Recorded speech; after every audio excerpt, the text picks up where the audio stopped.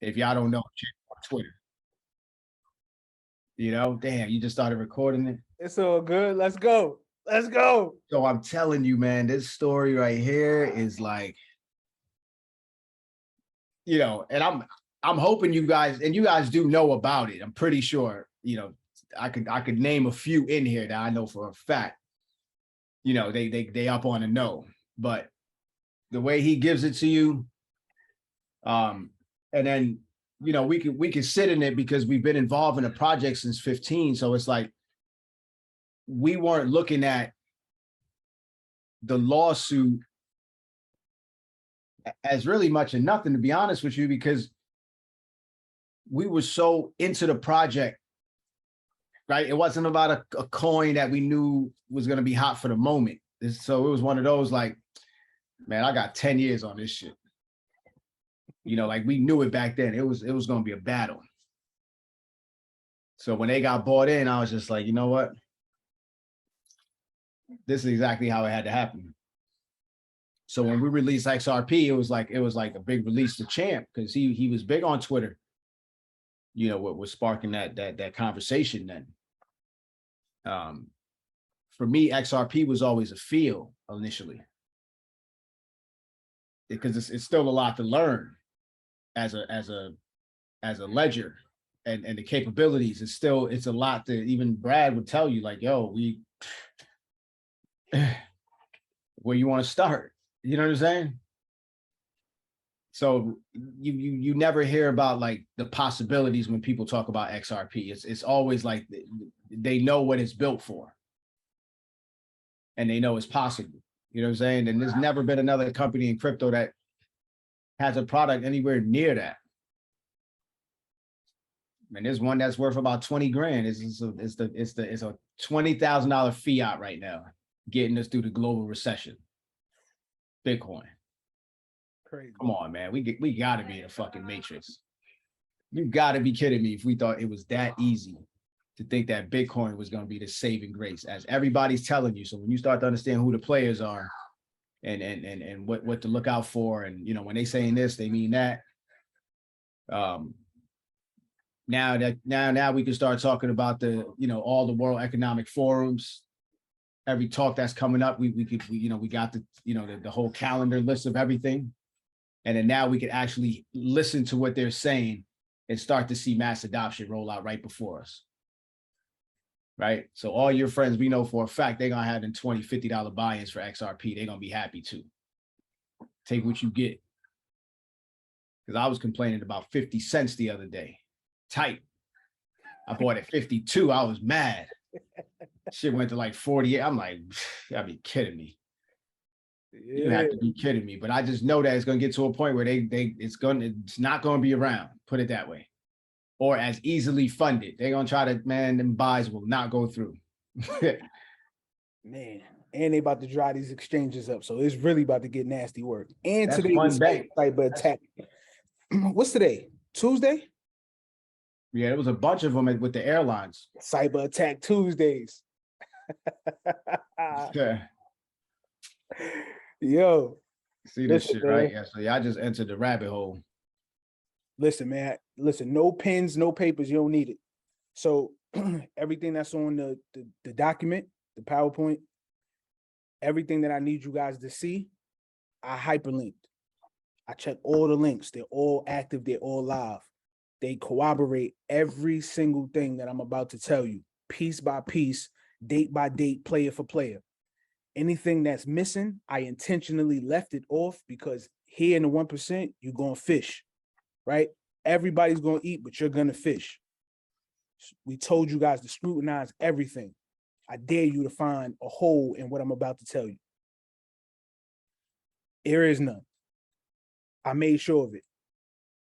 So this story right here, this near and dear to the heart, because I was one of those people that was really, really affected psychologically, financially. This one hurt. So I took this one personal. And this story still doesn't have a period on it. So understand, when we get to the end, it's not the end. It's just the end for now. The lawsuit's still going on. The story is still other parts missing to it, right, that we've yet to experience. but we already know what's going to happen. It's one of two things. Either the SEC deems it a security, or they're going to deem it an asset.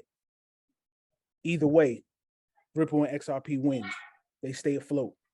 But it's going to be extremely hard for anybody who's not already in to get in. I'm telling you, they're going to lock that door on you. Anybody who's in, you in. Anybody who's out, you asked out. Simple as that. All right. Steve, you good? I'm just here. Let's get it. Y'all know who we are. We ain't going to get into that.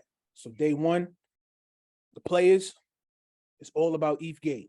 Why and how we got here, how Ethereum got the free pass, and it's going to be the detailed timeline and the story.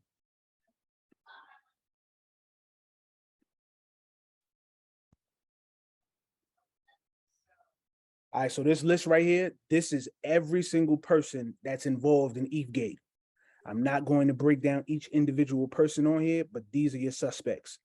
This is every single person that has something to do with Ethereum getting a free pass, Bitcoin getting a free pass, and the markets being significantly affected. All right.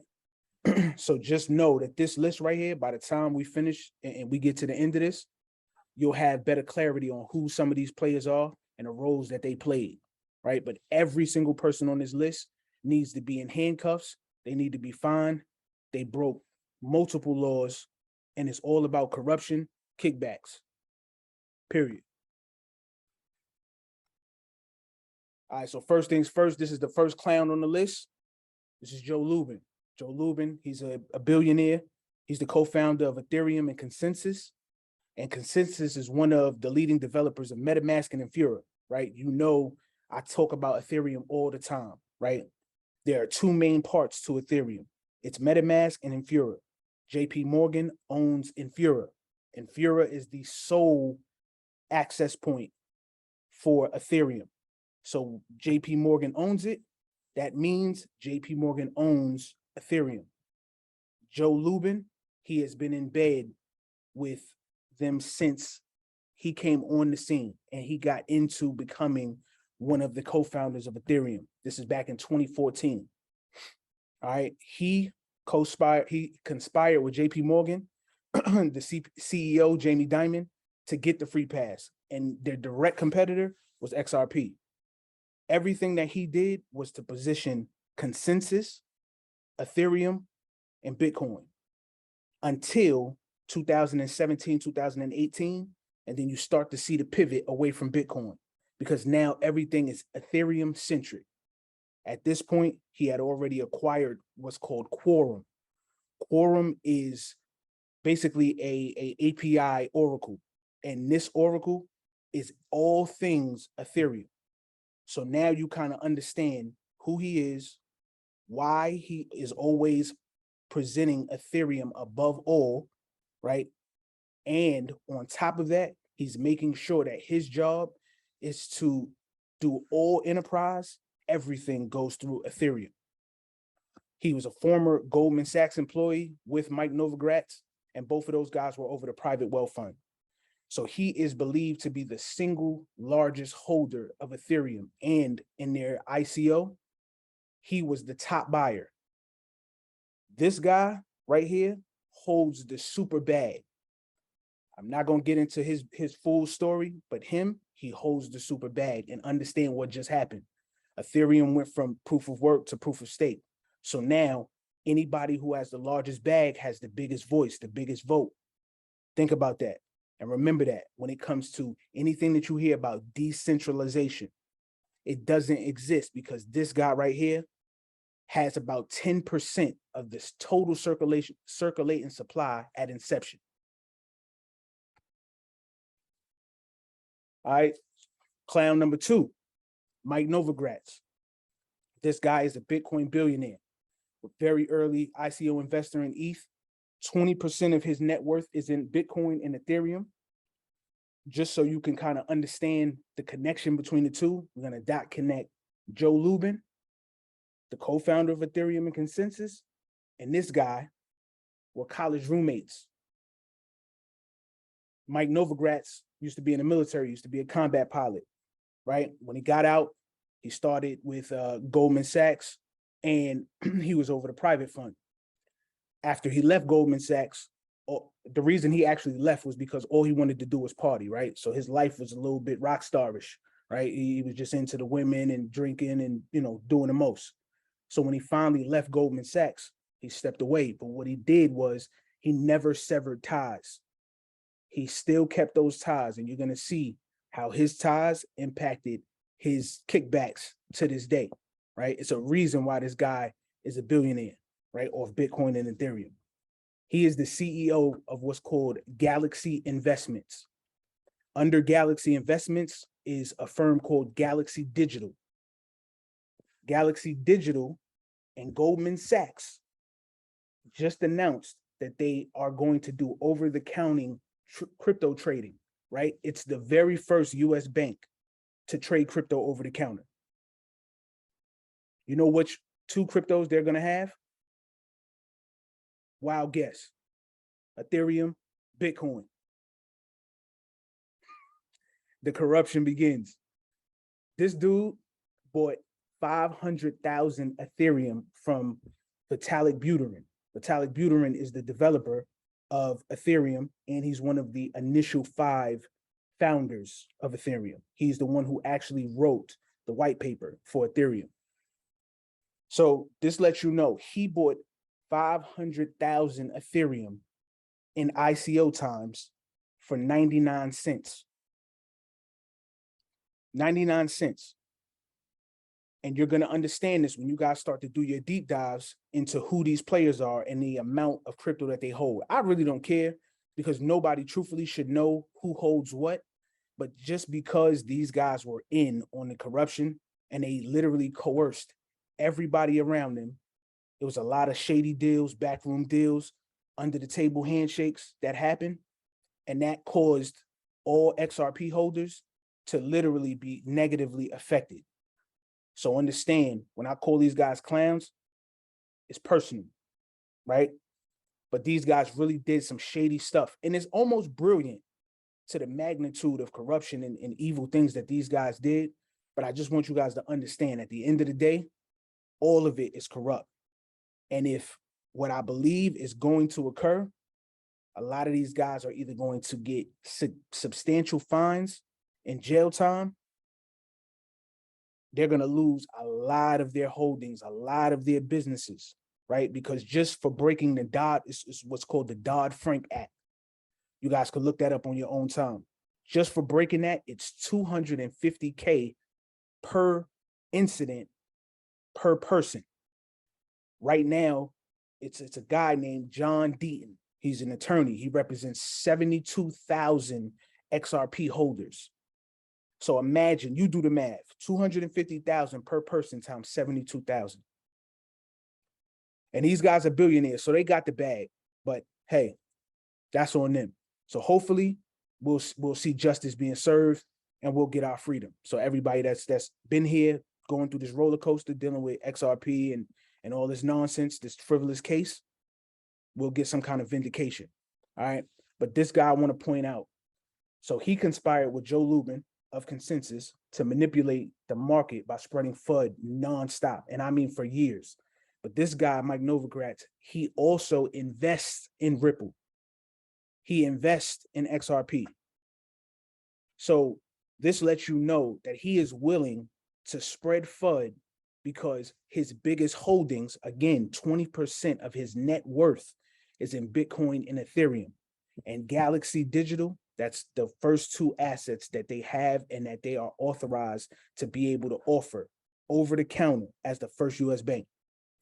So I hyperlinked this too. And you guys, every single one of these, you guys can click on these. I hyperlinked it. And at the 45-minute timestamp, this guy is responsible for saying that XRP reminds him of Trump supporters. He's saying the public stock trades like dog's breakfast, and 55% and that XRP Ripple owns 55% of XRP, right? I want you guys to understand this. Do not get caught up in the lies that these guys tell you, because anybody who has done even a little bit of research would know instantaneously 2 things. One, he's got pie on his face. He's lying to you. The reason he's lying to you is because Ripple stock is not available for everyone to purchase. You guys already know that, right? We've told you this a multitude of times. Steve has broken this down a multitude of times. It's not public. You're only able to buy it from a handful of places.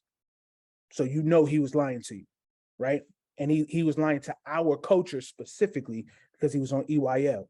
He's purposely straying people away from where they should be.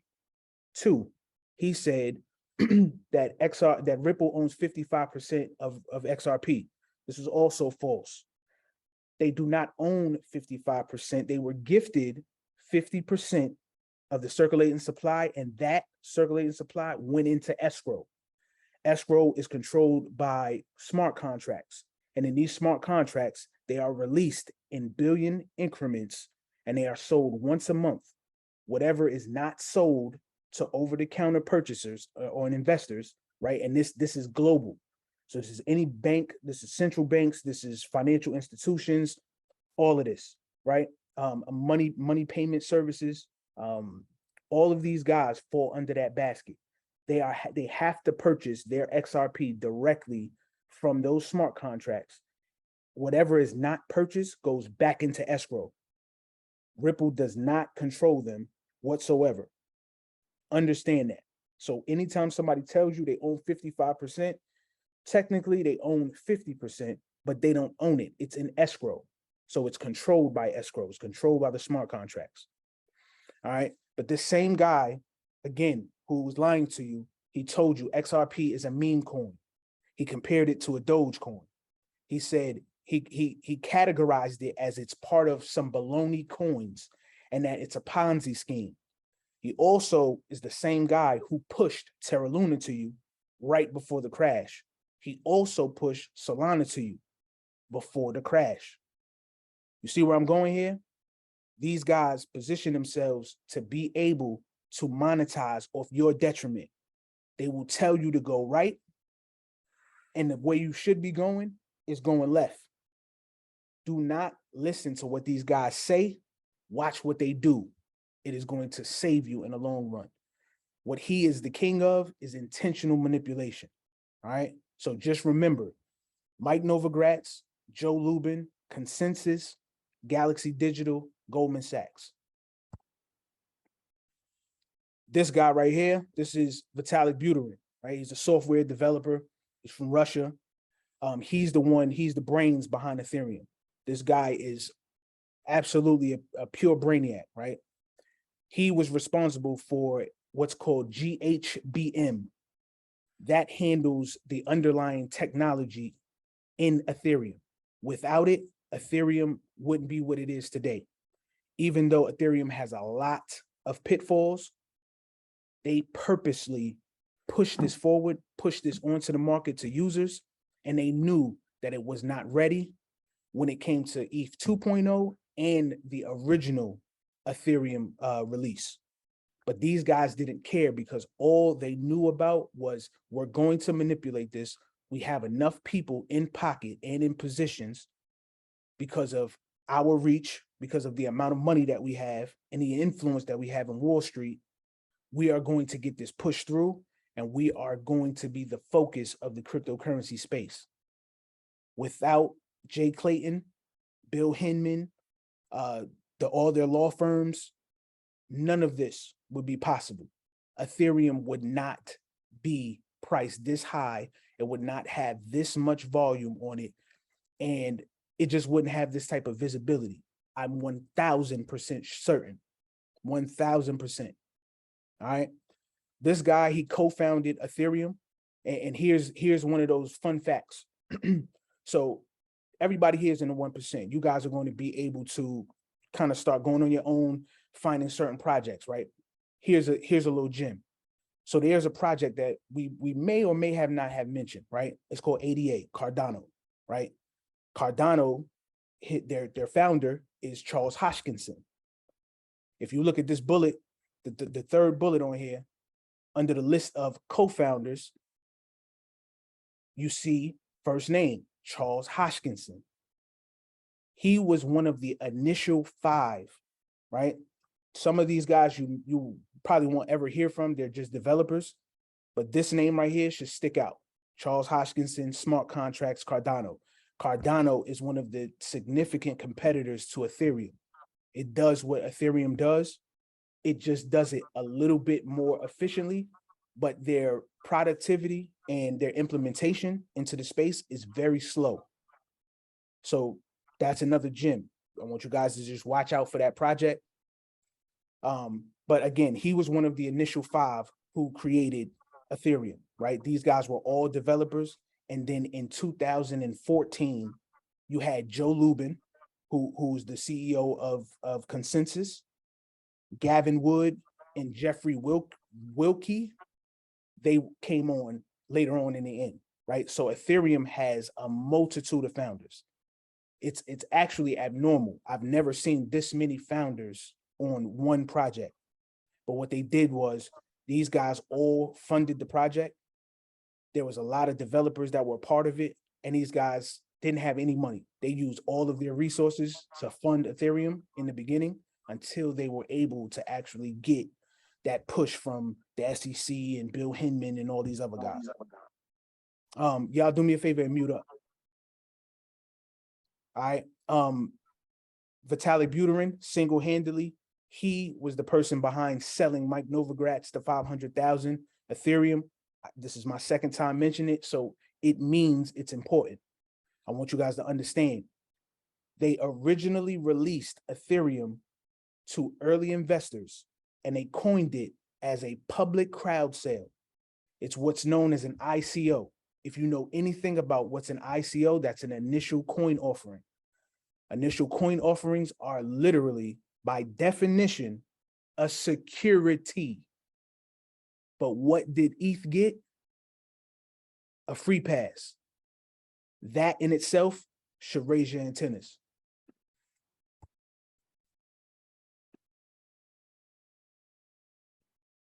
This guy, he makes me itch. This is Jay Clayton. Jay Clayton was nominated by Trump. He served as the chairman of the SEC from May 4th of 2017 all the way up to December 23rd, 2020. His last quote unquote official day was December 4th, but he was still in office, still operating after the SEC put out the announcement that he was stepping down from his position and the next guy was coming in, but we'll get into that later. All right. He was a senior policy advisor and a counsel of Sullivan and Cromwell. Sullivan and Cromwell was the law firm that he worked at for 20 years, right? Before coming to the SEC. This was one of his advantages that got him into the seat. After he left the SEC, he went back to Sullivan and Cromwell.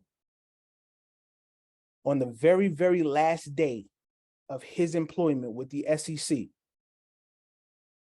he literally voted for Ripple to be brought into litigation along with Brad Garlinghouse and Chris Lawson.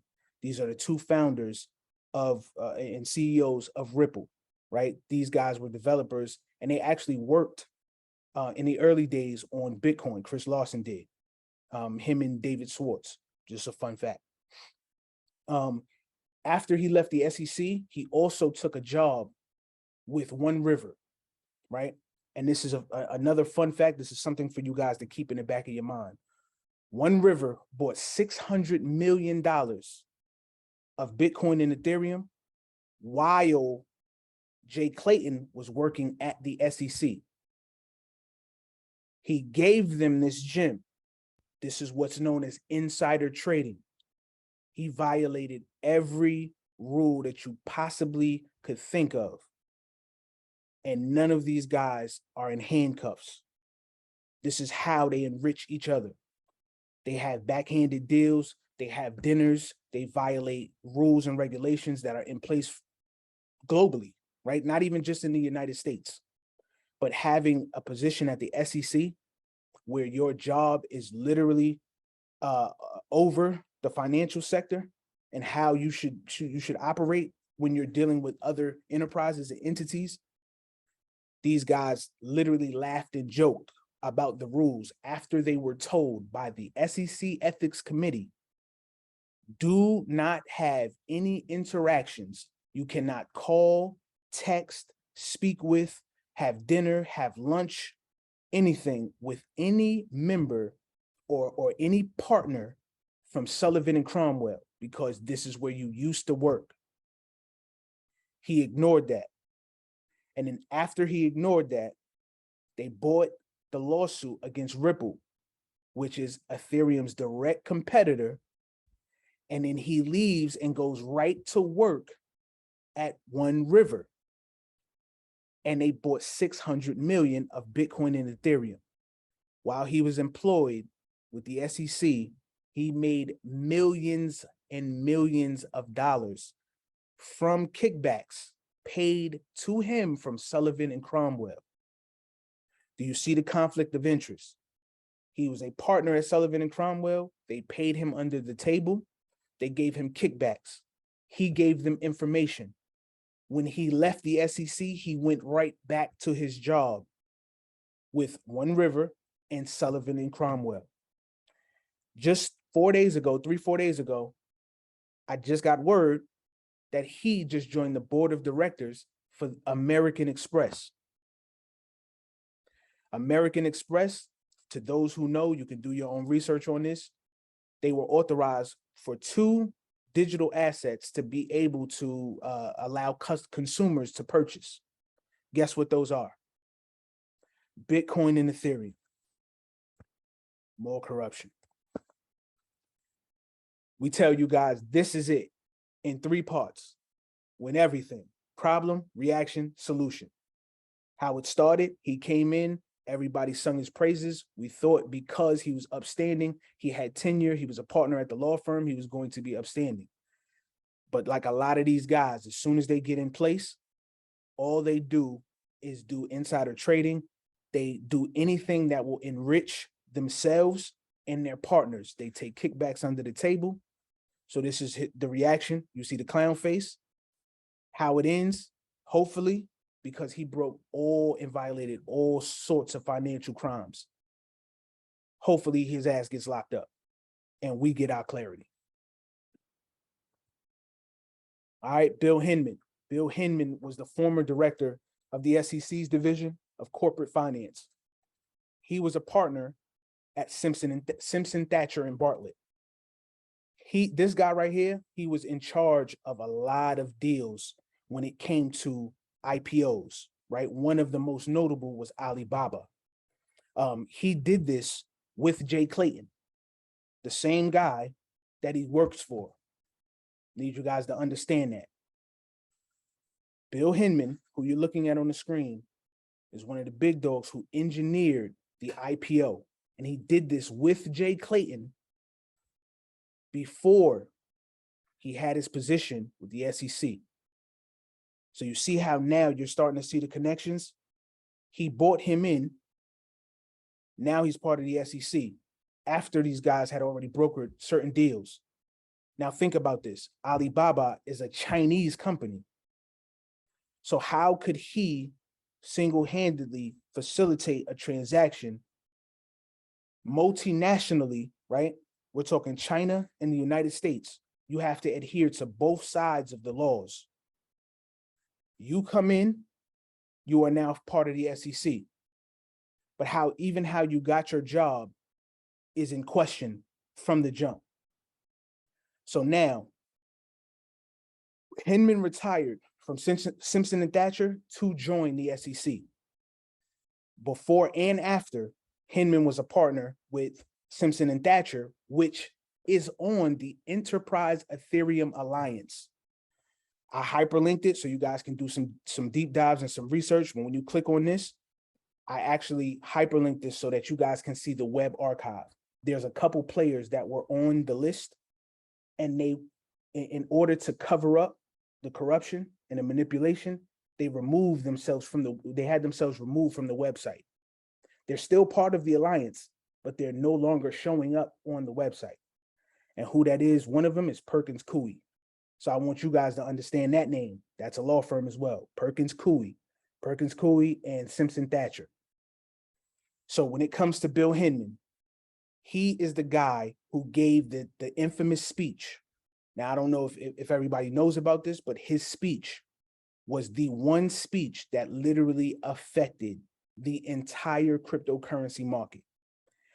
He gave this speech, which is still out there right now, the full speech. It's hyperlinked. You guys can watch it. It's about 48 minutes. In the speech, he says that ETH is not a security. In the beginning of his speech, he says that this is not the opinion or the ruling of the SEC. This is my feelings, right? This is what I'm saying. Keep in mind his position. He is only over corporate finance. That's it. He was the director over it. But he gave this speech knowing that the market would react to his speech. Henman only mentioned Bitcoin and Ethereum in his speech. So when you hear the words free pass, this is the backstory to it. This is how you know where the story came from. It all came from this guy's story. But what you need to understand is he didn't even write the memo. There was memos that were literally drafted up for him. The memo and these drafts were sent to 63 emails. That means 63 people had to review what he was going to say, what opinions were his, and what would affect the markets. But he still got authorized and he got the thumbs up to go publicly in front of TV and in front of the world and say, only Ethereum and Bitcoin are not securities. Everything else does not have clarity. This was June of 2018. It is now 2022, and we still do not have regulatory clarity. But guess who still is able to run amok, who is able to build, who is able to I guess, stretch their wings to be able to keep bringing in more money, making more partnerships, right? Laying a larger footprint for themselves, Bitcoin and Ethereum. And these guys right here are responsible for all of it. Henman, he got paid millions in kickbacks from Simpson and Thacher while he was there, which is a complete violation. Simpson and Thacher, I want you guys to remember this. They are a part of the Enterprise Ethereum Alliance. Sometimes you'll see it say EEA, just for, for them to shorten it. But these guys are known for taking underhanded payments. They're taking kickbacks. They're violating all kinds of rules and laws that they know they're violating, and they make laughing matters of it. They don't care. And this is public. This is on public record. All of these guys are doing this. But they don't, what they understand is they know we were affected by it, but they don't care because these guys were incentivized because they were early investors in certain things, or because of their influence, they're able to push certain buttons, get Ethereum and Bitcoin passed, and then they're getting paid under the table. Crazy. So this guy right here, this is Gary Gensler. This is right now the chair of the SEC. He is the current chair. He is the guy who took Jay Clayton's position, right? When Jay Clayton stepped down, this is who took it, right? He was nominated by Biden. He was nominated on February 3rd. He came in officially and was sworn in April 17th, right? These dates are good to know. And you guys have this, right? So you'll always have it for reference. But this is good to know. So as you guys are actually going through and scrutinizing the data and the details, you kind of know what's happening. You know what's going on, right? This guy, he used to praise Ripple, the XRP ledger. He was very, very, very knowledgeable. He used to work at MIT. He was in charge of all the high-level presentations. We're talking about with financial institutions. We're talking about with other universities, other regulatory bodies. He was the guy, right? So anytime you needed to know information about something, They would have a sit down at MIT. He was the presenter, always. And he's on record multiple times singing the praises of XRP and XRP Ledger. He gets his job with the SEC. He knows all of this information from inception about Ripple, how they sold XRP to be able to facilitate transactions, to grow the company, right, to form the partnerships. Ripple has been transparent, has been working with regulators ever since they came out. This is in 2014. These guys were literally in the office with the SEC. He is on record saying that he is aware of all of this stuff. He gets his job, and he got in April 17th of 2021. It is now 2022.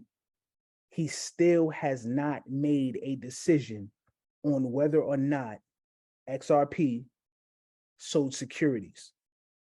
What he's doing is he is literally leading enforcement actions, and he's kind of just basically putting on a hat like, listen, I want to be famous. I want all the credit. I'm going to continue to lead by enforcement.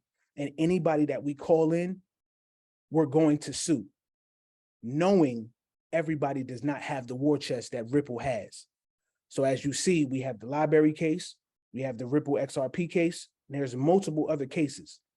But just yesterday, I just found out that there's an NFT company, right? Jay-Z, Pharrell, all these big dogs. They just bought them in the litigation. 8 NFTs, 8 coin. So it's like you're continuously bringing new companies into enforcement, and you're suing them, but you're not finalizing the largest case of everyone's life in cryptocurrency. The reason being is because if they never would have sued XRP, it never would have slowed Ripple and XRP down. Ethereum would not be where it's at. The top 3 coins since forever have always been Bitcoin, in this order: Bitcoin, Ripple, and XRP, and then Ethereum. Now look at it. XRP is now like number 6 or number 7 in the rankings. Ethereum is Mark 2, Bitcoin is 1. Bitcoin does not do what Ethereum does, right? And there's 4 people who created Bitcoin. Just so we clear. You guys are in the 1% now, so I can kind of be unhinged. There's 4 people, right? That's a part of Bitcoin. It's not just one person. 2 of those developers were Chris Larson and David Schwartz. Those guys are from Ripple. So this guy, he knew this before he came into office. So now that he's in office, he already knows something isn't right. But what he's failing to let you guys know is, 1, he's invested in Ethereum. 2, he's invested in Bitcoin. He is not invested in XRP anymore.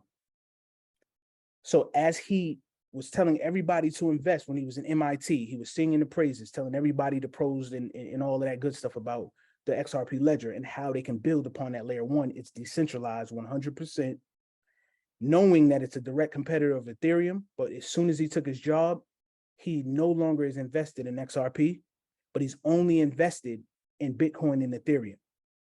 Some people would think to themselves, oh, no, that's probably just because of his position. If he does hold it, then he's in violation of securities law, being that he works for the SEC. False. Yes, that's partially true, but that's not the reason why he's no longer invested. He knew from the jump that Bitcoin and Ethereum should not have gotten a free pass. But now that he's in position, he's doing nothing to fix it. So he is complicit in everything that Jay Clayton, Joe Luben, and Bill Henman have done. Understand that. All right, so what exactly is ETHGATE? Just to cut and dry, I'm not even going to read the slide. I just want you guys to understand this. So as a whole, ETHGATE is just the fact that there were multiple people involved in corruption. All of them were incentivized by pushing forward Ethereum to get a free pass. And we're talking people of the SEC. We're talking about lawyers. We're talking about law firms as a whole, big corporations, JP Morgan. Hello, JP Morgan. Consensus, all they do is push enterprise products to big major companies. Everything is Ethereum with them. They're pushing it forward. Consensus bought Quorum. Sullivan and Cromwell helped facilitate the deal between Consensus and JP Morgan. Involved in that is JP Morgan's coin. Oh shit. Yes, sir. JP Morgan. Oh shit. Listen, here's where it gets nasty. This the work. So JP Morgan's coin is the direct competitor of XRP, and this has been annotated inside the International Monetary Fund's document. This is an active document that came out a couple years ago that says, listen, this is cryptocurrency as a whole. This is blockchain as a whole. We need to transition from the old way, which was fiat currency, the debt-based system, into the new digital global financial system, right? Everything is going digital. So we warned you guys a multitude of times what was happening, but now you understand why Steve and I always push XRP, the XRP ledger, right? There's other projects, of course, that exist, and you guys are definitely going to get that day 2 and day 3. But I need you guys to understand why ETHGATE even exists. It only exists because they know XRP is better than JP Morgan's coin and Ethereum and Bitcoin. They know 100% it is more decentralized. It is faster. There's less errors. There's 100% efficacy rate, which means anytime you transact anything, whether it's data, commodities, real estate, fiat, right, or other cryptocurrencies, you can transact anything of value on the XRP ledger. It has never been hacked. It has never failed a transaction. And it has been around longer than all of the above. Understand that. And 2 of the developers in the early stages of Bitcoin, right, the supreme coin, they left and they said, listen, there's too many faults with Bitcoin. That lets us know, wait, they only put this out for people to get comfortable using it. And then they transition from Bitcoin itself to Ripple. Ripple now, if you look at it, Ripple has way more implementation, way more use case than any other coin that exists, than any other blockchain that exists. They are willing and ready to work with all of these competitors to form an ecosystem where everybody gets volume, everybody gets the benefit. But these guys were so greedy that they wanted to completely cancel out the competition. All they wanted was their piece of the pie, period. They didn't want nobody else to eat. And right now, you're starting to see it. You're starting to see Joe Luben come out and be way more vocal and say, listen, Bitcoin is trash. We're the safest. We have the most value. We have the most volume. We're the most secure.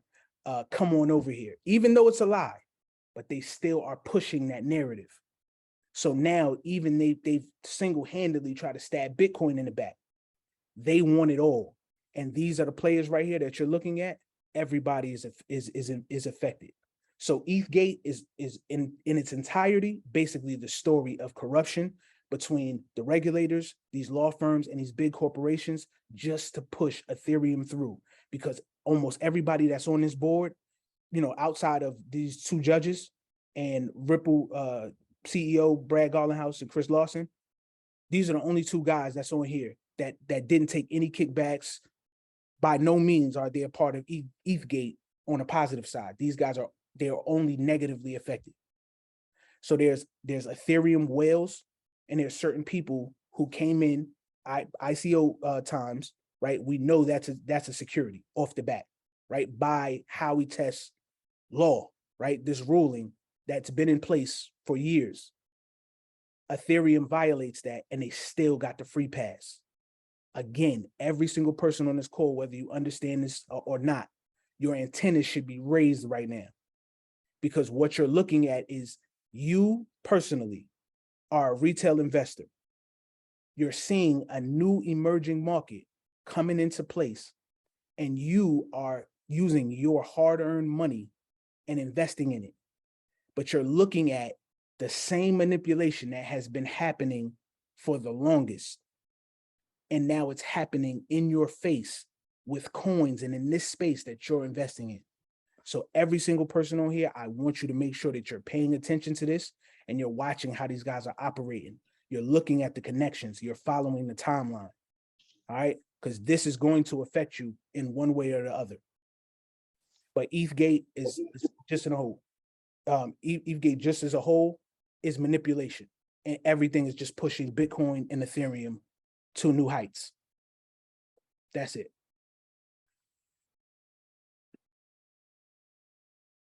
All right, so hands down, this is bigger than Enron. If anybody knows about that whole Enron scandal, to me, ETHGATE is 10 times larger. You know why?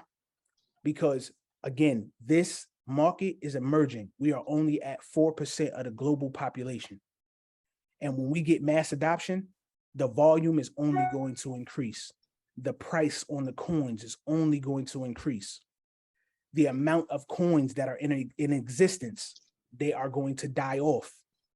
And there are only going to be 200 or less projects that are going to exist. They're going to make it through regulations and they're going to be able to thrive, right? Their crypto is going to be a household thing. Every single person in this world is going to be using blockchain or cryptocurrency in some shape, form, or fashion. So consider yourselves not lucky, but consider yourselves fortunate and blessed to be here now and early. But understand what you're up against. Because this type of stuff, this corruption, this nonsense that's going on, this stifles innovation. This is what slows down a lot of great things, because people in handfuls are extremely greedy and all they want is what benefits them. It's never really about the rest of the masses. All right, so these are the facts.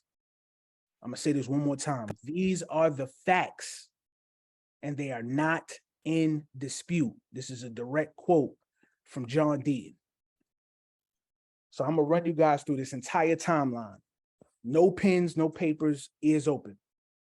And all of this stuff is hyperlinked. Whatever's not hyperlinked, I want you guys to go out and scrutinize it and find it. I intentionally did not hyperlink every single thing on here. I brought you guys to the dinner table. I'm cutting up the steak for you. Everything is nice. It's up to you to make your plate. All right. March 23rd, 2017, Jay Clayton agrees to recuse himself from voting on any matter related to his law firm, which was Sullivan and Cromwell and their clients. November 30th, 2017, Luben and the Consensus announced the Brooklyn Project. The Brooklyn Project is all about pushing Ethereum forward, and this single-handedly was one of the catalysts that allowed Consensus to buy Quorum. Next, Henman has a meeting with Joe Luben and Consensus and their lawyers from Sullivan and Cromwell. He just recused himself, from being able to speak to them, but you still see right here, he had a meeting with Luben and Consensus on December 13th of 2017. December 14th, the very next day, Matt Corva of Consensus, along with the lawyers from Sullivan and Cromwell, they state that they're building an alliance with the SEC. Instantly, you should be infuriated, especially anybody who's been here long enough to kind of know about manipulation. January 25th, 2018, Clayton meets with Andreessen Horowitz. It's a firm called A16Z. And you guys will do your research on that as well, because that's an important player when it comes to Ethereum. He instructs them to put together a working group, and these guys create a memo, right? The people behind the memo, the people who actually wrote the memo, are Perkins Coie. They are a member of the Ethereum Enterprise Alliance, right? And they lead a group of Ethereum investors. From jump, they're letting you know these guys are working on a group together, and the only thing that's on their agenda is Ethereum, nothing else. March 12th, 2018, Brad Garlinghouse speaks up about Ripple using XRP to replace Swift. Swift is the transaction base that we use right now. They're the system that we use. It's a messaging system. And in this system, it's single-handed. It's only one way, outbound. You cannot send messages back and forth. So when it comes to payments, this is why it takes payments so long to settle from point A to point B, because there's no communication. So if there's something flawed, or if there's a lapse in time, or if the coding is wrong, something, if anything happens, it prolongs your transaction, which is why transactions can take up to 2 weeks before they settle. Brad Garlinghouse back in 2018 publicly told the world that they're going to use XRP and is going to replace Swift. Swift handles all the transactions, period. All financial transactions, period. It all uses Swift right now. And these companies, these agreements last for about 50 years before they change. We are in year 49. Year 50 is December 13th, 2022. All right, March 26th, Perkins Coie sends Henman the memo, right, that they just agreed upon to write. They also drafted what's known as the safe harbor proposal. So I was actually going to provide this to you guys, and to my knowledge, I read it already. And I didn't kind of get into the nuances, but I read over it and I looked at it and I said, you know what? This would be a super gem for everybody, especially as they learn this. The safe harbor is basically just putting rules and regulations in place for what you can do as somebody who works in government in terms of cryptocurrency, and how you can transact it, how you can get paid for it, kickbacks, protections, things like that, right? That's why they call it the safe harbor. Go. So with the Drop on the floor, getting dope. Yo, mute up. So with the safe harbor proposal, Perkins Coie was the one who actually drafted this up. This was on their website. I went on yesterday just to hyperlink it. It's gone. They removed it from the website. This is, again, more cover up. And I can't find it nowhere. I've looked all over the place. Only thing I can find is reference videos. So I'm challenging everybody that's on here, when you get a second, and as you build through this list, when you get to the safe harbor, try to find the safe harbor document, the actual PDF, and find it and send it to the chat. And after you find it, burn that computer. Facts. You now enter the rabbit hole. You're cooked. Log Facts. off. Facts. Word. March 28th. Listen, March 28th. Investors secretly meet with Henman asking for the regulatory free pass. So now ETH is getting bold. They're coming in and they're actually asking the SEC, hey, we publicly want this free pass. Well, excuse me, we privately want this free pass. On April 19th, the details about the meeting got leaked, and there's a reporter by the name of Nathaniel Popper. He says to everybody, to the world, they put out a massive article, and they were the first to report on this, that Ethereum was seeking a non-security designation from the SEC. At this point, Gary Gensler comments and says, Ripple, ETH, and crypto need more regulatory clarity. Again, keep in mind, Ripple has been seeking this since inception, 2014, 2013. They've been working with regulators actively. The only people who came in and got this free pass was ETH, and ETH is on record saying they had an ICO. This is textbook security. Understand that, right? April 23rd, the SEC meets again with Joe Luben in consensus. So now, again, they're meeting with the guys who are pushing Ethereum solely. May 18th, on the Liz Clayton show, Charles Gasparino, that's my guy. So he reports on the Brooklyn project that consensus, along with Joe Luben, are working closely with regulators, and they're trying to create a self-regulatory body being sanctioned by the SEC, which means that they're able to say, we as this group, right? This working group, we are affiliated and working with the SEC. We're controlled by the SEC and we're self-regulated. The type of power that would give you is insurmountable. There's nothing nobody can do with you. At that point, you're able to basically have free reign in all financial markets. You're able to get your hands on all enterprises, bring them to the table and say, we're allowed to work with you because of this. Let's create. And the more you create, the bigger your footprint becomes and the bigger the monster you are. The Brooklyn project comes out though. There was somebody that was working at the Brooklyn project and they tried to correct Gasparino, right? And they say, listen, you're wrong. That's a lie. That never happened, right? Because now everybody's antennas are raised and they're like, wait, how are these guys trying to work with the SEC and get this, get this title before anybody else is even aware or knowing of this? So the Brooklyn Project says this out loud, but Gasparino, he already did his research before he even spoke on this. There's a gentleman by the name of Andrew Keys. Andrew Keys came out and told him directly, this is fact, this happened on this date, and this is the reason why. You guys can click that link and you can read the story yourself. I actually hyperlinked the actual tweets. All right, May 12, 2018, Luben says, we're making great strides with regulators. Again, this is just 2 days after this issue happened because now the cat's out the bag. So now he has to save face and just say, hey, listen, it's already out there. Let's just kind of embrace it and just kind of tap on it. So he says, we're making great strides. Joe Luben then claims, this is the kicker, he then claims now we can issue Ethereum or Ethereum-based, which is ERC20 tokens, in ways that are detailed in Bill Henman's speech. It hasn't happened yet.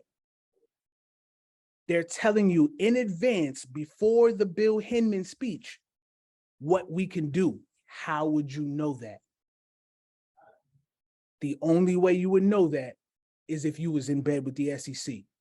Corruption, corruption, corruption. Couple days later, June 5th, Mike Novogratz, who is close friends and roommates with Joe Luben, says, I'll bet dimes to donuts that the SEC will not declare Ether security. Again, the speech still has not happened, but these guys know it. They know it already. June 8th, consensus meets one more time with the SEC. Luben says the market needs the SEC to scare certain projects away. So now you see consensus, Joe Luben and Ethereum, these guys are kind of leaning on the SEC like, hey, listen, if you're going to push this through and give us the free pass, we need you to block XRP. XRP is our main competitor.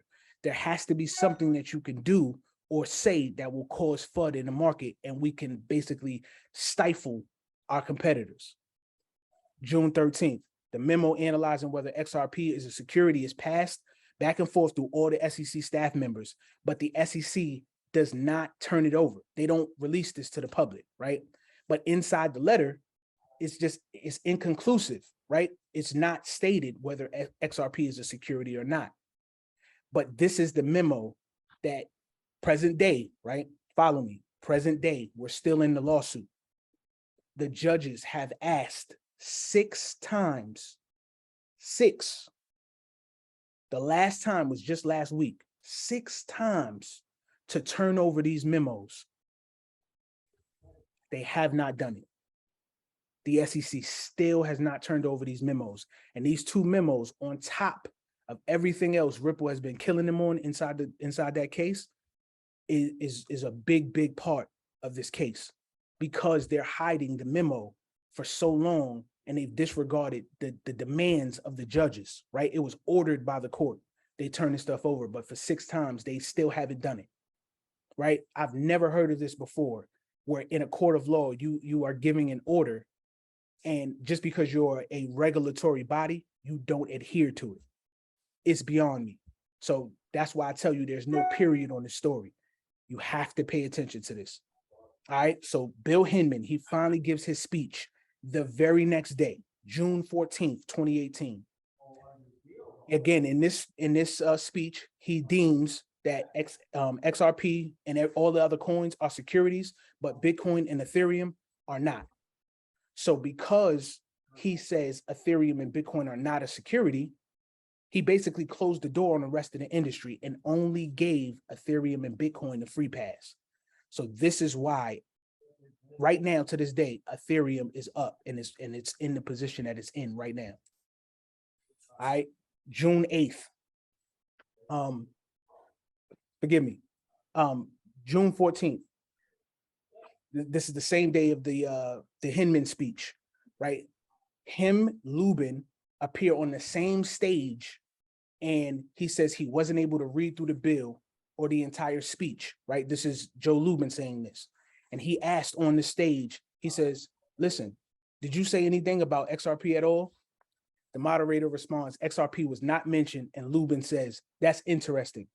And he says it with like a smirk on his face because they already knew these guys were corrupted, right? They did this on purpose. They knew that it wasn't going to mention XRP, but XRP was its exact competitor. So they only gave ETH and Bitcoin to go.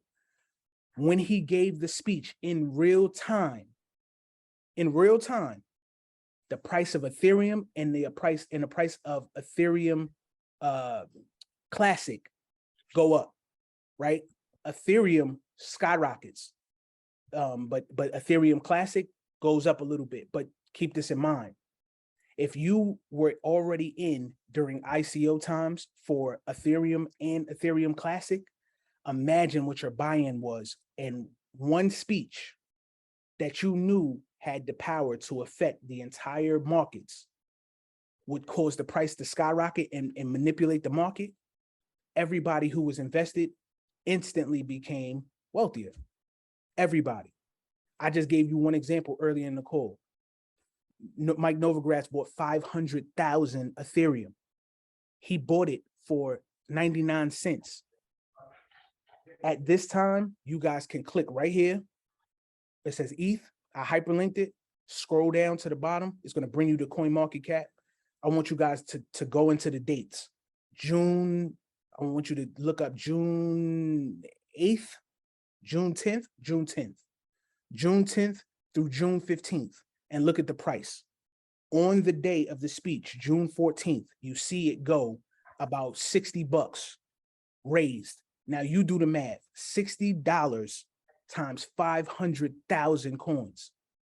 You instantly made Mike Novogratz more wealthy, instantly. Now imagine all of the people who invested in that ICO stage. Now everybody is reaping the benefits. Everybody got kickbacks. Everybody got paid somehow by manipulating this and shutting the door on everybody else, right? Fast forward, not even 2 weeks later, Brad Garlinghouse goes on TV and he says, Coinbase announced it was listing Ethereum Classic 2 days before Bill Henman's speech, which was June 12th. Crazy. So these guys plan this. Now you have Coinbase a part of the nonsense. But Coinbase is going to act like, listen, we didn't have nothing to do with nothing. We're checking with the SEC that we could actually list this. We got the thumbs up. We're good to go, and we're going to list it.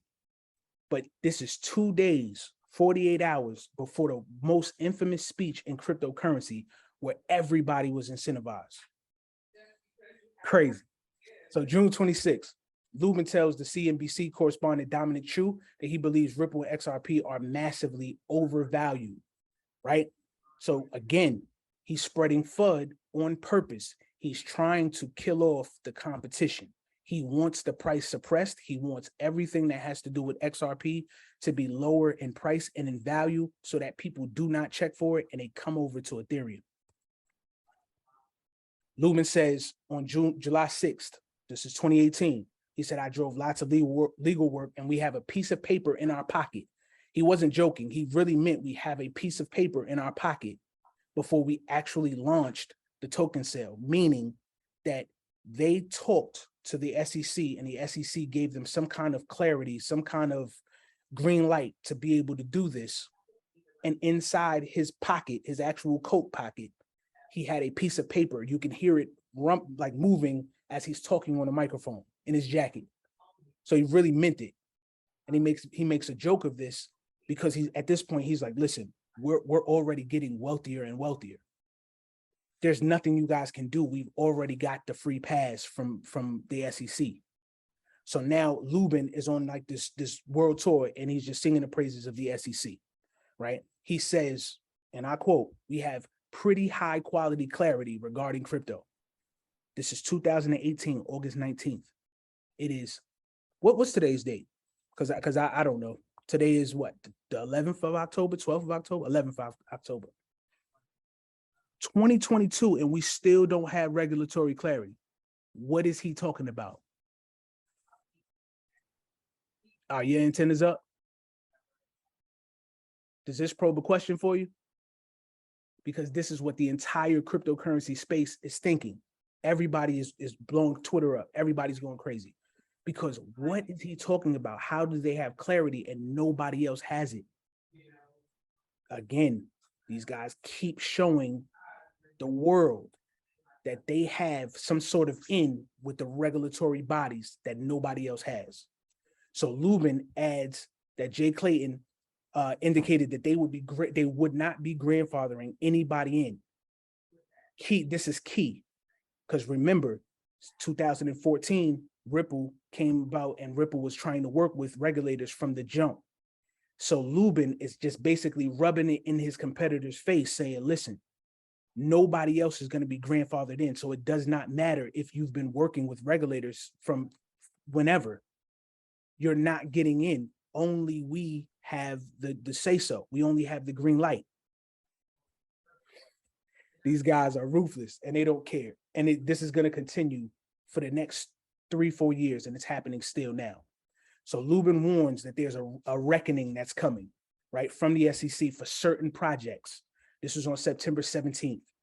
September 26th, Gary Gensler describes XRP as a currency in the banking sector, right? So we know when you label something as a quote unquote currency, that it is regulated differently. But this lawsuit was all about unregistered securities. So it was about the sale before it got any kind of declaration. So Gary's opinion, right? Now keep in mind, he's the chairman of the SEC. His opinion has no reflection on what is actually deemed right now with XRP, because to this day, they still have not gotten a official declaration, right? Nobody has told us that it is officially anything. So we're still in limbo. This is why Ripple will not settle. They want regulatory clarity. They have spent millions and millions and millions of dollars, and they're going to continue to fight until they're able to say, listen, we don't want this lawsuit no more. The SEC is like, yo, listen, we're going to bow out. We'll trade a win, right? We'll kind of camouflage the loss for us, and we're going to make it look like we're going to fine you for your pre-sales, but you are going to be either a security or a currency or an asset. All right. So October 15th, Luben says he escaped ETH being an unregistered security by creating a reality through words.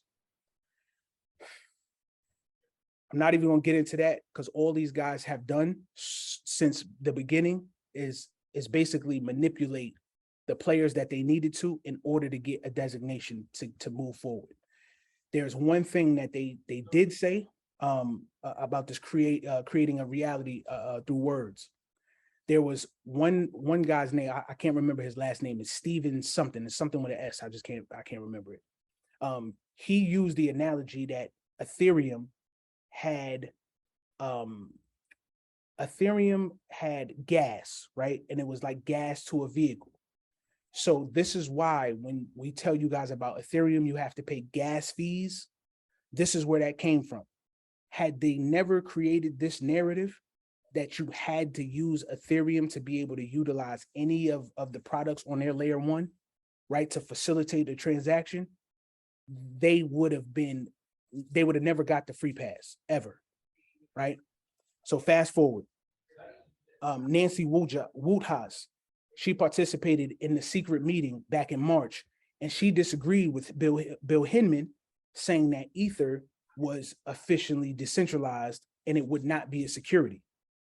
Wendy Moore of Perkins Coie, right? The same people who work for Ethereum, who actually wrote the letter. This is Wendy Moore, right? She works for that law firm. She says, then why isn't Ripple, right? Basically saying, if you given XRP ETH this declaration, why shouldn't XRP get the same declaration when they do the same, quote unquote, the same thing? They're both decentralized. Anybody who's done any research, you know that XRP Ledger is 100% more decentralized than Ethereum. And Wendy Moore knew this. So she posed this question and she still didn't get a response. Literally, the room was silent, right? And you guys can find that video and check it out.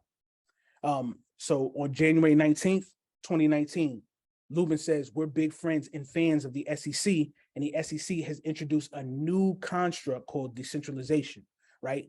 And Bitcoin and Ethereum aren't securities, and that they have not said the same about other tokens like XRP. So every chance that he possibly gets on a public platform, he is going to mention that XRP does not have the same declaration that we have. Understand that. And this video is hyperlinked. It's about 40 minutes. The whole video is about 40 minutes, but this particular link video, I only cropped out the part I wanted you guys to see. You can watch the full if you want to, but this one just kind of basically gets straight to the point. All of these hyperlinks are to corroborate and verify every single thing that I'm telling you in this timeline, and that is 100% accurate. All right, Luben claims that they know the SEC is not going to find any other tokens outside of Bitcoin and Ethereum to be decentralized, and he name drops Bill Henman as a source of information. January 2019, Coinbase meets with SEC, right? I don't have the date for this. I just know it occurred. It was on Bill Henman's released calendar, but they omitted the date. So Coinbase meets with the SEC and informs them that they have run XRP through their securities framework, and that the lawyers and Coinbase concluded XRP is not a security. And they just wanted to inform the SEC that they plan to list XRP, but they want to make sure that they're not going to be in violation of securities law. The SEC does not state it believes XRP to be a security. And on February 28th, 2019, Coinbase listed XRP for trading. This is super significant because you have Coinbase who actually went to the SEC with their lawyers, sat down and said, listen, we plan to list this. We want to ensure we're not violating law.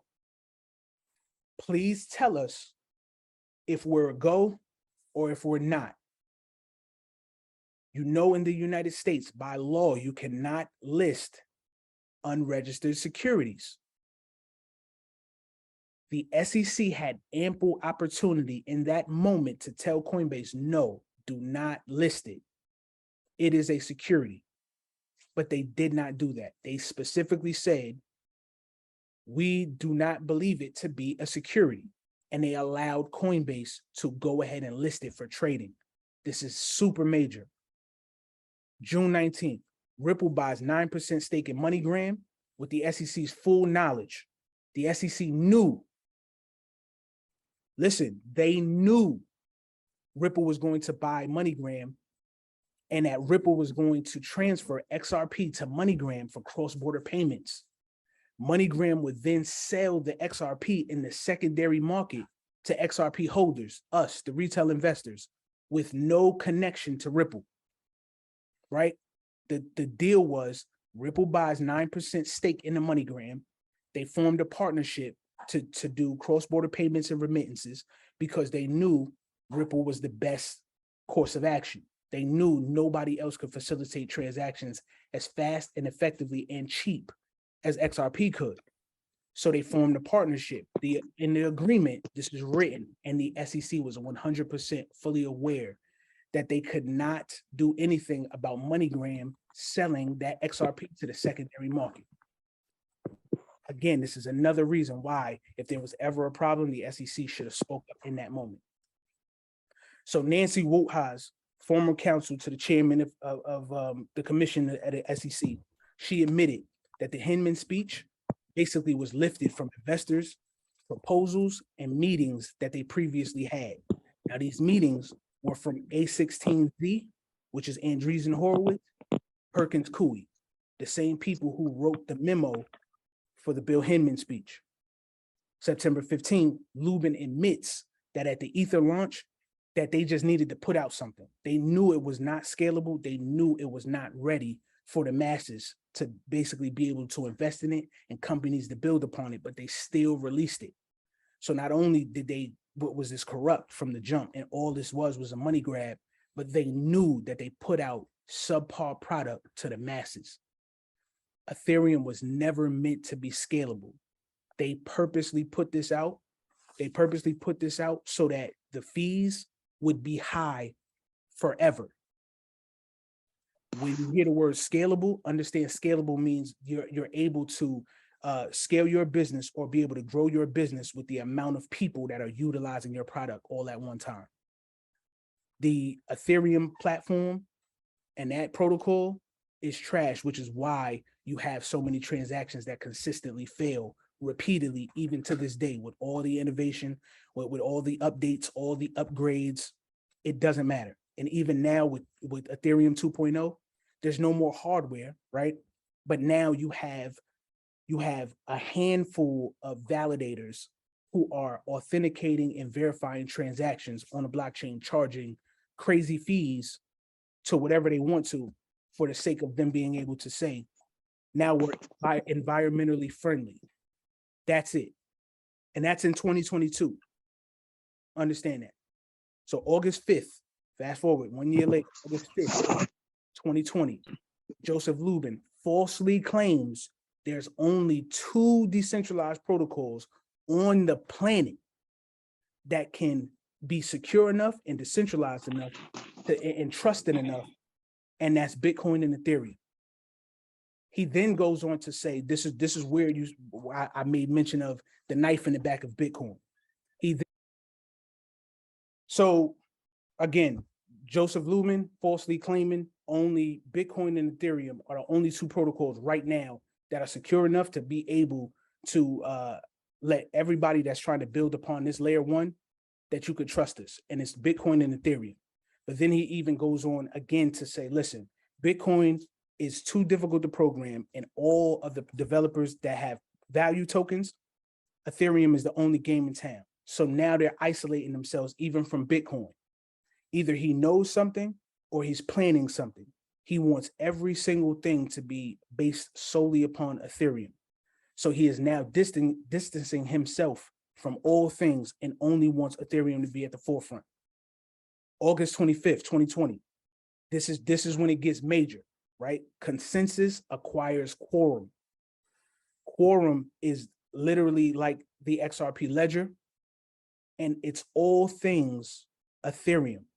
It is only for Ethereum, and their mission is to push everything that's for Ethereum out to the masses. Quorum was a product of JP Morgan's. It was purchased from JP Morgan. Luben then says on national TV, this is a big interview, he says that Quorum's acquisitions offering is an interbank information network that's similar to what Swift does, and adds that consensus supports JP Morgan's own stablecoin. And that's a direct competitor to the XRP ledger and the XRP coin. So when you think about this, understand what XRP does, right? XRP does, well, before we even go there, think about what Swift does. Swift is all about inter and intra-bank information, right? Data flowing, right? Data that's attached to transactions, its destination tag, the amount of money, the coding, the destination codes, even destinations where things are sent have codes on them, right? So it's all numbers and letters. So they're saying that what they do is directly a reflection of what XRP does. Now you see why consensus was so fixated on smashing XRP and hindering its growth along with the XRP ledger, because they were positioning themselves to be able to have JP Morgan right on their side, bring them in, acquire quorum. Now everything runs off of Ethereum and there's no XRP in sight. That was their goal. So now they're trying to do exactly what Ripple was doing with XRP.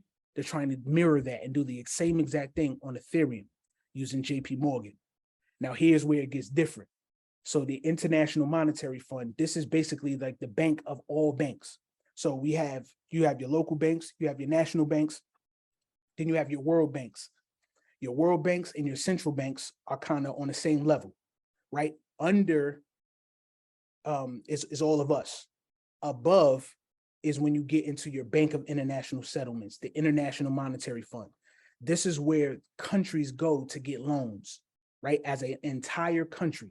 If they have a GDP or they have money that they're trying to acquire, this is how they're able to get it. They go to their bank, and that bank is the IMF. Now, there was a document that was released, and in the document, I'm gonna provide this to you. I'm gonna actually send it in the chat. Like when we start to talk and we build out these channels, I'm gonna start dropping more stuff in there because I want you guys to kind of have vantage how I had it. So remember, this document is years old, but it's still valid to this day. It literally says in the document that there are blockchain protocols competitors to XRP because their initial choice was Ripple. The reason their initial choice was Ripple was because it's the better of all of them, right? But Brad Garlinghouse was the person who actually facilitated the meeting where he was sitting down with high-level members from all countries at Davos. They actually sponsored the event. This happens every year, right? And every year they have the elites of the elites, right? Presidents, prime ministers, all of that. Everybody comes to Switzerland, Davos, and Ripple in this particular year created what was known as the CBDC toolkit. Every single country that's there is going to be able, they're giving like instructions. This toolkit is basically instructions. It's like a manual of how you're going to create your own central bank digital currency for your country. Understand a CBDC is a domestic product. So the same way we have the US dollar, right? That dollar, imagine if it was only to be used in the United States borders. Then you had the yen, right? So it would only be used in that country. You had dirhams, like in Dubai. So you would only use dirhams in that country. But also you have to have a way to transact all of this stuff. The reason Ripple, Brad Garlinghouse and Ripple, the reason they facilitated that entire meeting and they sponsored it, Ripple, the company, is because he was able to bring all those high-level people that always come to Davos every year. He was able to get them in one central location. Now he's able to bring his product offering to the highest level individuals from every country. He then gave them instructions on how they'll be able to create their CBDC. And then he gave them the solution. After you create your CBDC, I'm giving you our decentralized product. It's not ours per se, right? They just use it. The XRP ledger stands alone. It only has 7% Ripple validators. Everything else, 93% of validation occurs by other parties, which means anybody in the world can sign up to be a validator. You can verify, validate transactions, and build products on top of the XRP ledger. So it's decentralized, 100%. Now, Ethereum can't say the same, right? They say that Ethereum is decentralized, but now they move to proof of stake, and everybody who has the biggest bag has the biggest voice. So there's validator nodes, and these guys who have the most holdings are the people who are able to say, listen, verify that transaction. Yes, verify, do not verify that transaction, cancel that transaction, but they still take your fees. That's not decentralization. That's control. That is centralization by definition. All right.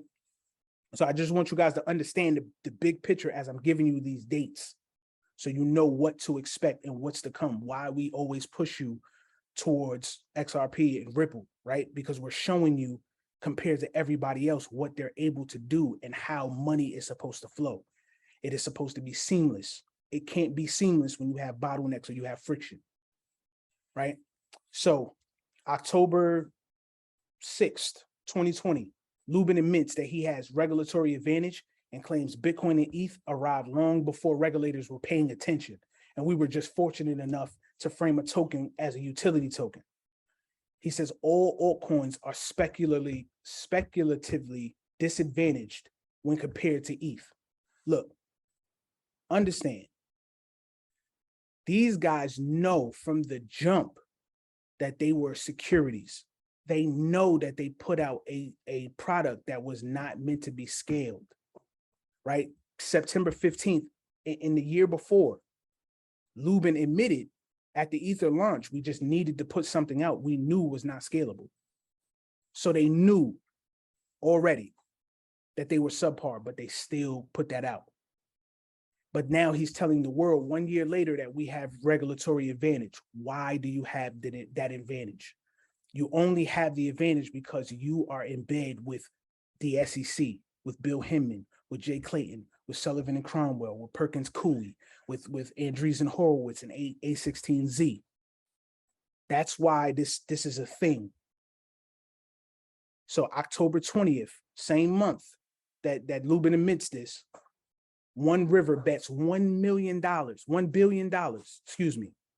billion on Bitcoin and Ethereum. Out of nowhere. To the rest of the world, we're just receiving this information. But just a couple of days ago, before they did this move, I already told you, One River was one of the big dogs that Jay Clayton and Bill Henman, those guys moved to when they left the SEC. So keep this in mind, right? He gave them insider information. They bet $1 billion on Bitcoin and Ethereum. On November 20th, Vitalik Buterin says, we are getting rid of the network's proof of work mechanism to replace it with a whole new system, which is proof of stake. And he admits it's still a leap that people have to take. He's saying, we know that proof of work is old, it doesn't work, it's slow, it takes expensive hardware, it's not energy efficient. They know all of this. So now what they're trying to do is say, hey, listen, we're going to move over here to proof of stake, but we still know that we're far away from ready to do this. And they still say, hey, we're going to announce this to the world. This is November 20th of 2020, right? Just not 2-3 weeks ago? I'm laughing, but this was just a couple weeks ago. They just literally moved over to proof of stake. And you saw what that did. You saw how the market reacted to that. All right. So on December 22nd, 2020, walking out of the SEC's office, Jay Clayton, right? This was his very last day being in the office, was officially December 23rd, right? They announced it on December 4th, and he was still in the actual office working up until December 11th. Right. So at the day of December 11th, he should have no longer had any ability to go into the SEC's building. He no longer was an employee. It was officially over for him. Right. But look at this date, December 22nd. He walked out of the SEC's office and directs the case against Ripple, the client's competitor. That's Ethereum's direct competitor, claiming that all the sales for the last 7.5 years constituted investment contracts where Ripple, including all secondary market sales, had no connection to Ripple. That's complete BS. For one, that lets you know that Jay Clayton himself was the reason behind the suit. He was the reason behind it all. He blew up and said, listen, I'm leaving the SEC. I'm going to another firm, but I'm still going to push this case forward so that the next person who comes in as the director, which was Gary Gensler, is going to have to absorb this. Jay Clayton then leaves and goes to One River, the same place I just told you put up $1 billion for Ethereum and Bitcoin, He also collects $15 million from his law firm. And Jay Clayton's law firm is Sullivan and Cromwell. So he gets kickbacks, he gets profits, and he got money from the money that was made for One River betting $1 billion on Bitcoin and Ethereum as he's walking out the door and he pushes the lawsuit forward. Understand that they're all board members of the Enterprise Ethereum Alliance. And now he's a partner at Andreessen Horowitz. That's a $2.2 billion crypto fund, A16Z. And the same people who were investors that wrote the speech, Perkins Coie, those were his guys. So all of this information, again, all facts, they are not to be disputed. I want everybody on this call to scrutinize it, to dig as hard as you possibly can. I want you to find the flaw in this, but I want you to learn it. The reason I want you to learn it is because you're going to be able to identify who the players are outside of this, right? You're going to use this as a basis.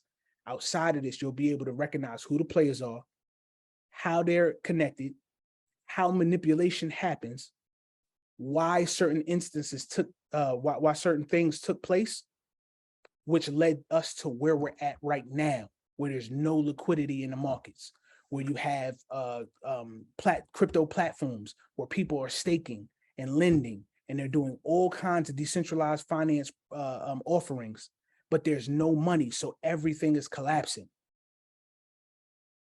This is why you have to do your research. You have to scrutinize everything.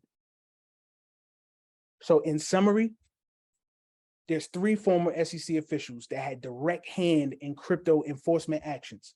That was Jay Clayton. That was the former director of corporation finance. That was Bill Henman. And then you had the enforcement director, Mark Berger.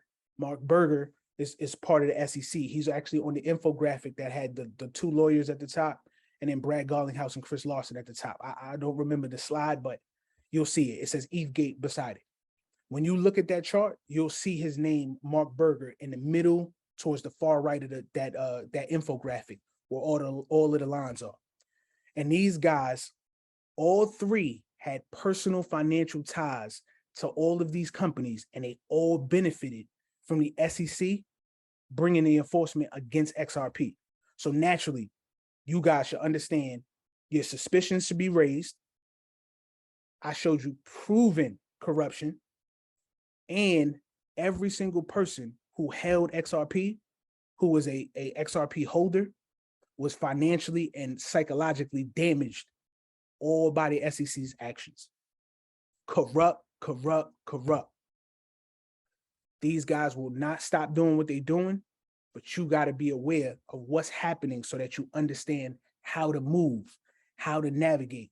Because if nobody ever told you this story and you went on about your business and you blindly invested in Ethereum, if and when litigation, the tables turn, and these guys are brought into court, right? They have to face their own laws, their own violations. What's going to happen to your investment? It's all going to plummet, all of it. Do me a favor, everybody in here, if you've ever invested in Ethereum before you heard this story or at any point, period, drop a 1 in the chat.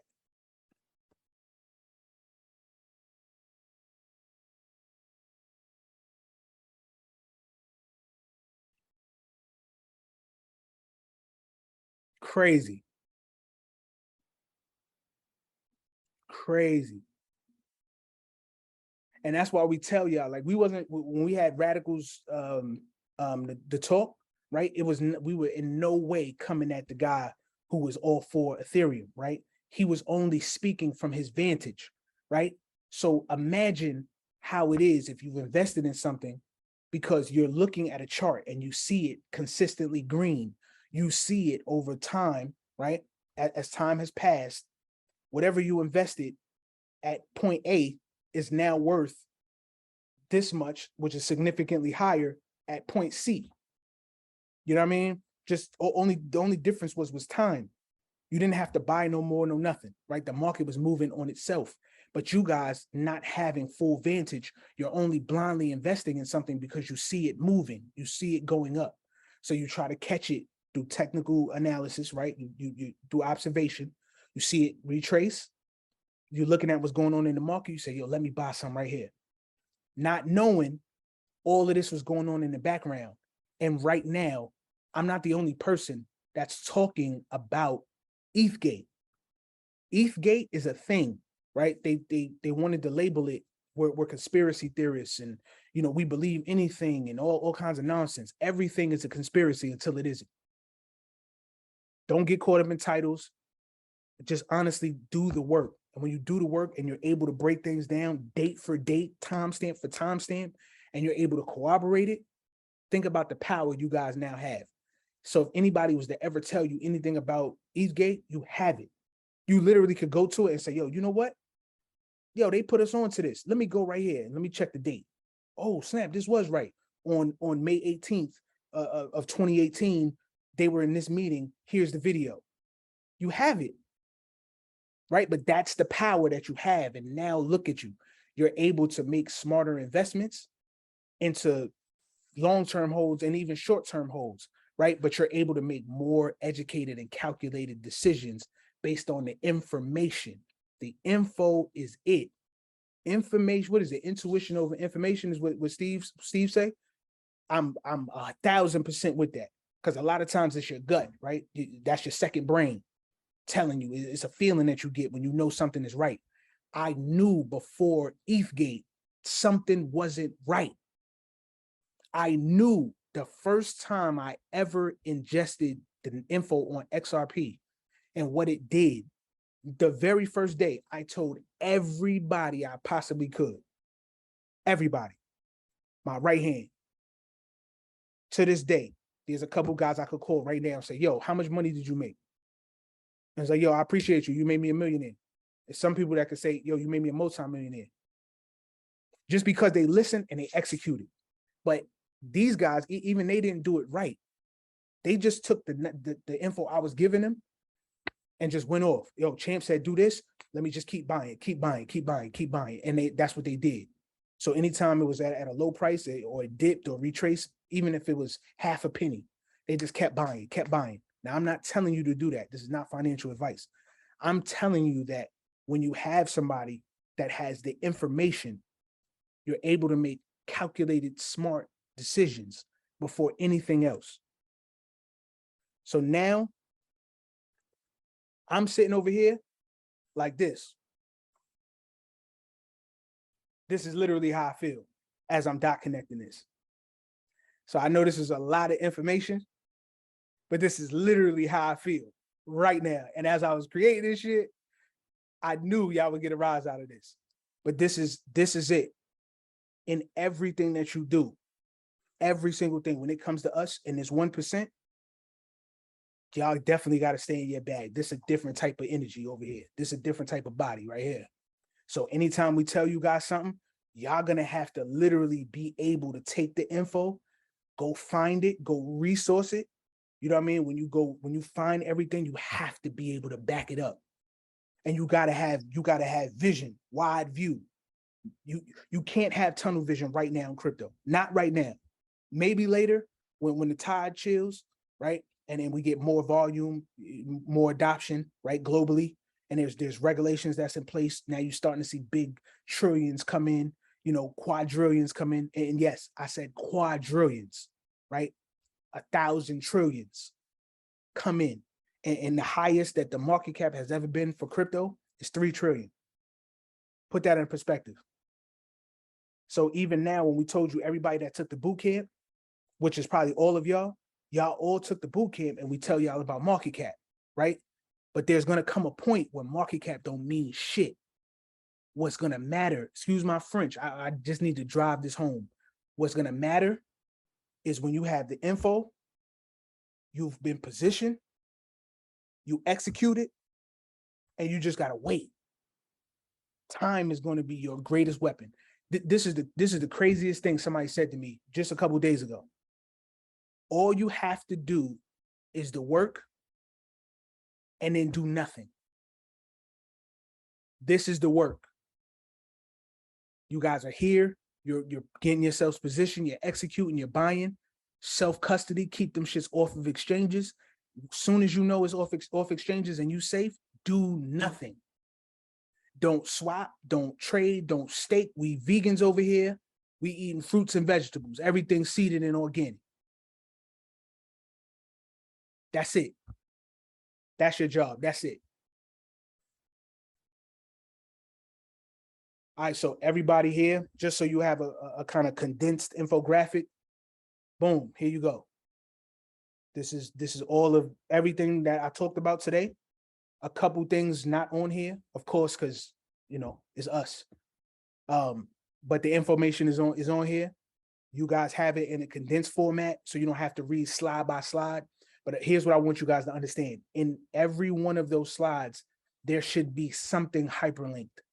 Take your time and click every single joint. Read it, click the link, watch it. It's going to verify what was told to you, what the date that it happened. All of this stuff matters, right? Because you need to be able to trust this. We've already passed that mark. Steve and I put in the work, right? I think by now you guys just automatically trust what we're saying is golden. We just tell you guys by just literally just scrutinize everything. It doesn't matter who it comes from. Take it with a grain of salt. Go look for it yourself. Don't just take info, because anything that you guys do, and if you keep the same cycle, and I'm not saying everybody's guilty of this, but I know I'm guilty, right? Steve could tell me something and I'm like, yo, I bet. And I take it because I trust his word, right? That don't necessarily mean everything he say is going to be 1000% correct. That could be correct for that instance, right? For that moment, for that product, for that project. But it doesn't mean that it applies to everything. So when somebody tells you something in crypto or you read an article, you have to be able to break this shit down and you have to say, yo, this Forbes article just told me X, Y, and Z. But over here, this CNBC visual, there was an interview that happened. And at this point, he said X, Y, and Z, which negates this because of this. Now you have complete vision, right? Now you on a wide lens, you able to see what's going on and you're like, all right, boom. I see what's happening here. Now you know how to sidestep because you was able to take info, right? Get rid of the fluff, only keep what was valuable, right? The steak and potatoes or whatever. You got that, boom. Now you know what to do with it. And 9 times out of 10, you're going to be able to make an even wiser decision than you would if you just took something for face value.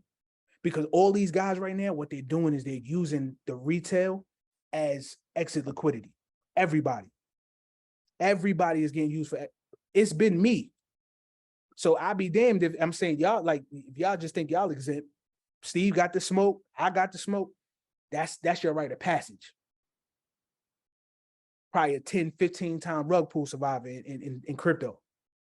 Like, we literally lived this, but we made crazy decisions because we made crazy money, was able to do certain things. And then we was just like, yo, you know what? We're going to try certain things. But even in doing that, some of the decisions weren't the best.